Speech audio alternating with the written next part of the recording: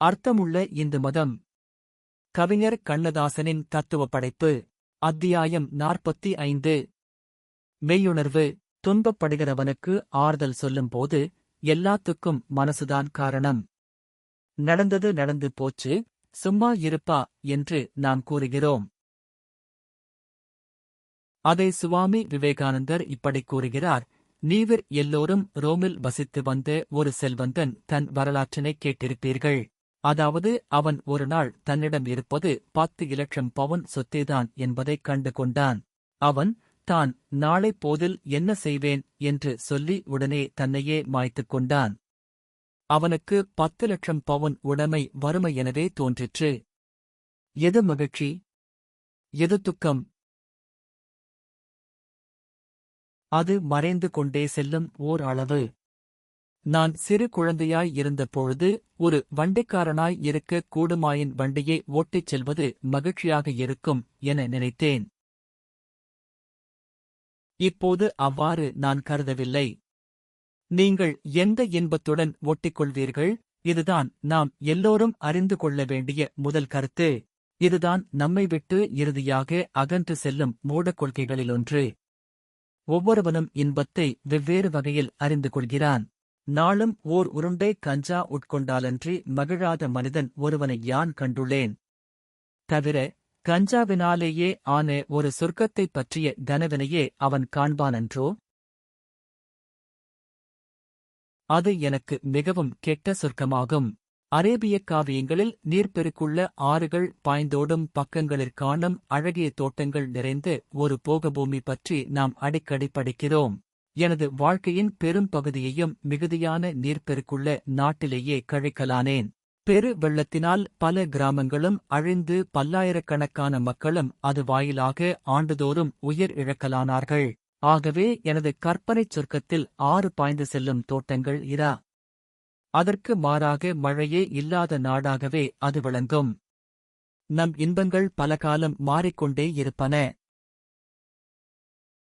ஓர் இளைஞன் சொர்க்கம் பற்றி கனவு காண்பானானால் அவன் ஓர் அழகிய மனைவியுள்ள இன்ப மயமான இடத்தையே காண்பான். அதே மனிதன் கிழவனாகிவிடில் அவனுக்கு ஒரு மனைவி வேண்டுகிறாள். நமது தேவைகளே நமக்குரிய துறக்கத்தினை உண்டு பண்ணுகின்றன. அச்சுவர்க்கமும் நமது தேவைகளின் மாறுதல்களுடன் மாறுபாட்டடைகின்றது. பொறி புலன் நுகர்ச்சிகளையே தமது வாழ்க்கை பயனெனக் கொண்டு அவற்றை இச்சிக்கும் மாந்தரின் சொர்க்கம் ஒன்றை நாம் பெற்றிருப்பின் நமக்கு முன்னேற்றம் இல்லை என்பது திண்ணம். ஆன்மாவுக்கு இதனினும் பயங்கரமான சாபக்கூற்று இருக்க இயலாது. இதுதானா நாம் அடையக்கூடிய சிறந்த நிலை? ஒரு சிறு அழுகுரல், ஒரு நடனம், பின்னர் நாய் போன்ற சாவு, இத்தகைய பொருள்களை இச்சிக்கும்போது நீங்கள் மனிதவர்க்கத்தின் மீதே எத்தகைய சாபமொழி கூறுகின்றீர்கள்? உலக இன்பங்களுக்காக நீங்கள் ஏக்கம் கொண்டு அழும்போது இதனைத்தான் நீங்கள் செய்கிறீர்கள். ஏனெனில் மகிழ்ச்சி உண்மையில் யாதென்பதை நீங்கள் அறியவில்லை. தத்துவ சாத்திரம் போதிப்பது இன்பங்களை துறந்து விடுவதன்று. ஆனால் இன்பம் உண்மையில் யாதென்று அறிவதே. நார்வே நாட்டினரின் சொர்க்கமென்பது ஒரு மகத்தான போர்க்களம். அங்கு யாவரும் ஓடின், கடவுள், திருமுன்னர் அமர்ந்திருக்கின்றனர். காட்டுப் பன்றி வேட்டை நடக்கிறது. பின்னர் போர் மூண்டு ஒருவர் ஒருவரை துண்டு துண்டாக வெட்டி வீழ்த்துகின்றனர். எப்படியோ போர் முடிந்து சிறிது நேரம் சென்றதுமே அவர்கள் ஏற்ற வடுக்கள் யாவும் ஆறிவிடுகின்றன. யாவரும் மண்டபத்துக்குள் புகுந்து ஆயத்தமாகவுள்ள பன்றி மாமிசம் தின்று குடித்துக் கழித்த பின்னர் அக்காட்டுப் பன்றி மீளவும் உயிர் பெற்று மறுநாள் வேட்டைக்கு தயாராகிவிடுகிறது. அது நமது சொர்க்கம் போன்றேதான் உள்ளது. சிறிதும் மோசமானதாக இல்லை. ஒரே வேறுபாடு மட்டும் இருக்கலாம். நம் கருத்துகள் சற்றே பண்பட்டவைதாம். நாம் காட்டுப் பன்றிகளை வேட்டையாட விழைகின்றோம். நார்வேயர்கள் போன்றே அதே பன்றியை தின்னவும், அது மறுநாள் தங்களது இன்பத்துக்கென மீண்டும் உயிர் பெறவும், இப்படித் தங்கள் சுகபோகங்களில் நெடுங்காலம் தொடர்ந்திருப்பது போன்று நமக்கும் இன்பங்களெல்லாம் நீடித்து நிற்குமிடத்துக்குச் செல்ல நாம் ஆசைப்படுகிறோம். எது கிடைத்து விடுகிறதோ அது சாதாரணமாகத் தெரிகிறது. எங்கே சுலபமாக வாழ்கிறோமோ அங்கே பாலைவனமாக காட்சியளிக்கிறது. அல்லும் பகலும் கணவனோடு படுக்கையில் இருக்க மனைவி தயாராக இருக்கிறாள். அதனால் அவள் அழகற்றவளாகவும் சுகமற்றவளாகவும் காணப்படுகிறாள். 3 மாத காலம் பயணம் செய்து காசிக்குப் போன நம்முடைய மூதாதையர்கள் 3 வாரத்திலே போகும்படி வசதி ஏற்படாதா என்று ஏங்கினார்கள். இப்போது 3 மணி நேரத்தில் போகக்கூடிய வசதி வந்துவிட்டது. ஆனால் அதுவே நமக்கு அதிகமாகத் தெரிகிறது.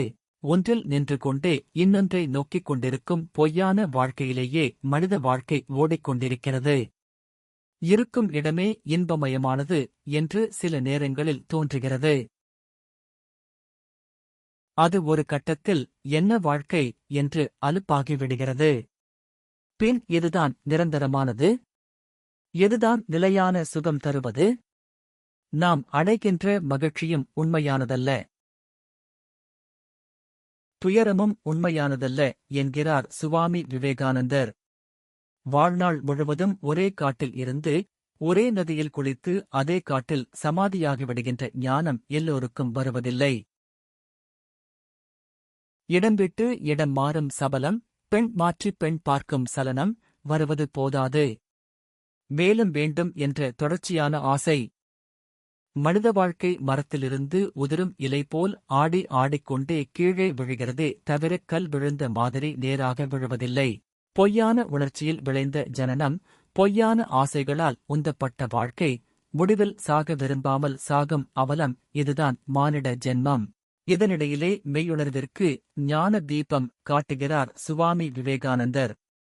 ஏதோ ஒருநாள் பாயசம் சாப்பிட்டுவிட்டு வாந்தி எடுத்தவன் பாயசத்தை கண்டாலே பயப்படுகிறான். எப்போதோ ஒரு தடவை ஒரு இடத்தில் தேளை கண்டவன் அந்த இடத்தைக் கண்டாலே அஞ்சத் தலைப்படுகிறான். ஒரு இடத்தில் தங்க மோதிரத்தைக் கண்டெடுத்தவன் அங்கே தினமும் ஒரு தங்க மோதிரம் கிடைக்கும் என்று எதிர்பார்க்கிறான்.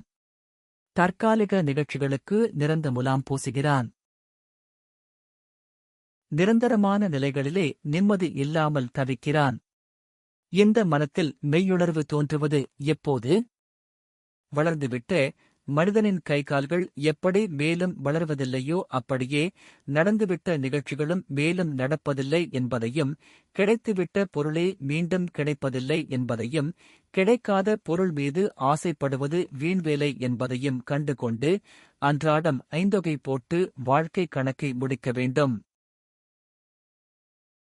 இதனைத்தான் சுவாமி விவேகானந்தர் மெய்யுணர்வு என்கிறார். எளிமையாகவும் தெளிவாகவும் நம்முடைய மூதாதையர் சொன்னது போல் சொல்ல வேண்டுமென்றால், நம்மாலே ஆவது ஏதுமில்லை, நடப்பதெல்லாம் அவன் செயல் என்று முடிவு கட்டுவதுதான் மெய்யுணர்வு. பகுத்தறிவு களஞ்சியங்கள் இதனை மறுத்தல் கூடும்.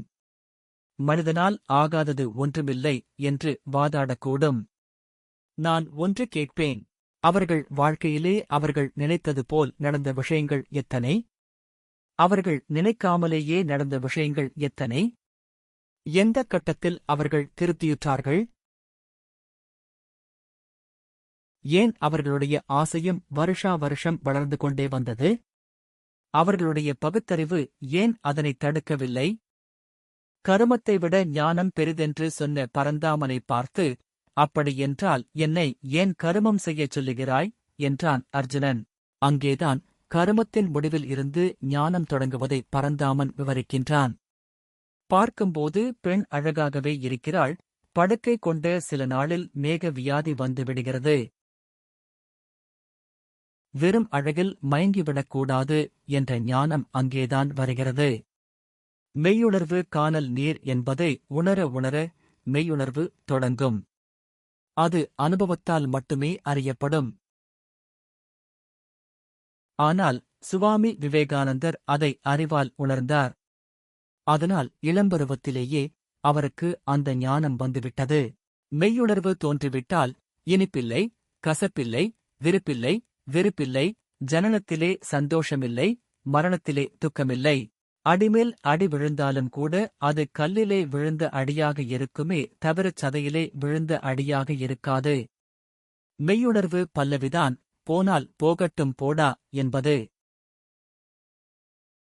அழுவதன் மூலம் தடுக்கக்கூடியது ஏதுமில்லை, சிரிப்பதன் மூலம் அடையக்கூடியது ஏதுமில்லை, துடிப்பதன் மூலம் எந்த பரிகாரமும் கிடைப்பதில்லை. கல்லாக இருந்து மனிதனாக வாழ்வதே மெய்யுணர்வு, மனிதனாக இருந்து ஞானியாக வளர்வதே மெய்யுணர்வு.